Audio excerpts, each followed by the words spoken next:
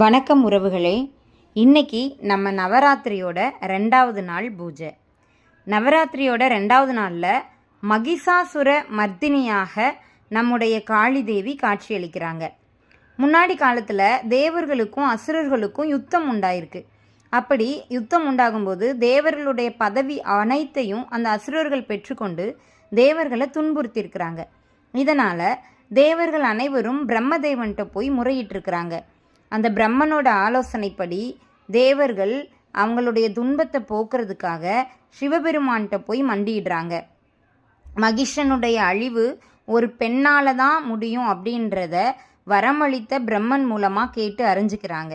அந்த வரத்திற்கு ஏற்ப ஒரு பெண் சக்தியின் அவசியத்தை அறிந்து சிவன் தமது சக்தியை வெளிக்கொணர்ந்து ஒரு ஒளியை உருவாக்கியிருக்கிறாரு.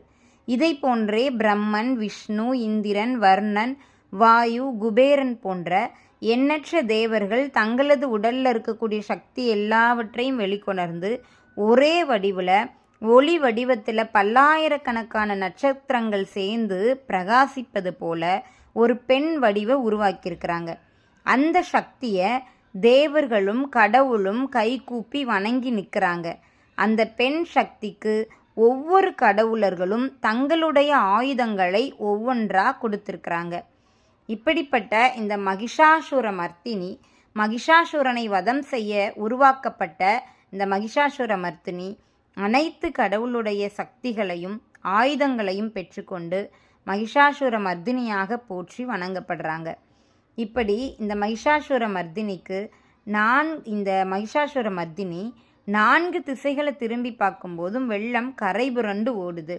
பிரபஞ்சம் நடுங்குகுது.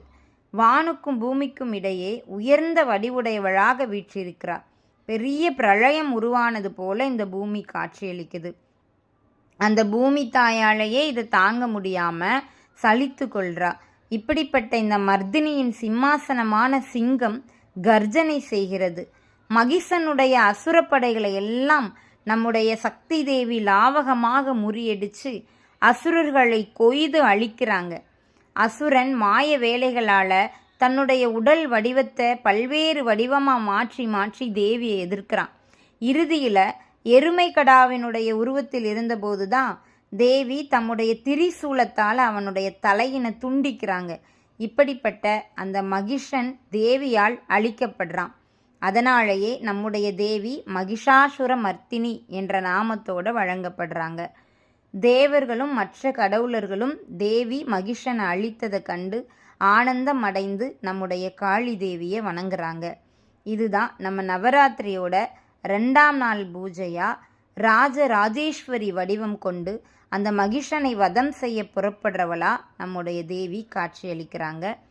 3 வயது சிறுமியை கௌமாரி வடிவமாக கொண்டு நாம் வணங்கணும். இதில் தேவிக்கு முல்லை, துளசி, மஞ்சள் நிற கொன்றை, சாமந்தி, நீல சம்மங்கி போன்ற பூக்களால் நம் பூஜனை செய்ய வேண்டும். இந்த தேவிக்கு நைவேத்தியமாக புளியோதரை, எள் பாயாசம், தயிர் வடை, வேர்க்கடலை, சுண்டல், எள் சாதம் போன்றவற்றை நாம் படையல் செய்து படைக்கலாம். ராகம் கல்யாணி ராகத்தில் கீர்த்தனைகளை எல்லாம் பாட வேண்டும். மாவினால் மாக்கோலம் போட வேண்டும். இந்த 2ஆம் நாள் பூஜை செய்கிறதன் பலனாக நம்முடைய உடல் ஆரோக்கியம் பெருகும். எந்த நோயாக இருந்தாலும் அந்த நோயும் நீங்கிவிடும். இந்த நவராத்திரி 2ஆம் நாள் பூஜைக்கு அம்பாளுக்கு சொல்லக்கூடிய ஸ்லோகமானது: அம்பா சாம்பவி சந்திரமௌலி ரபலா அபர்ணா உமா பார்வதி காளி ஹைமவதி சிவா த்ரிநயனி காத்யாயனி பைரவி சாவித்ரி நவயௌவனா சொபீஹரி சாம்ராஜ்ய லக்ஷ்மி பிரதா சித்ரூபி பரதேவதா பகவதி ஸ்ரீ ராஜராஜேஸ்வரி. அதாவது இந்த ஸ்லோகத்தோட விளக்கம் என்ன அப்படின்னா, தாய் சாம்பவி, சந்திரமௌலி, அபலா, அபர்ணா, உமா பார்வதி, காளி, ஹிமவானின் புதல்வி, சிவா, முக்கண்ணனான காத்யாயனி, பைரவி, சாவித்ரி, புது புது இளமை தோற்றம் உடையவள், சுபத்தை தருபவள், சாம்ராஜ்ய லக்ஷ்மியை அளிப்பவள், இவளே ஆத்ம சவரூபிணி பரதேவதை பகவதி ஸ்ரீ ராஜராஜேஸ்வரி ஆவாள்.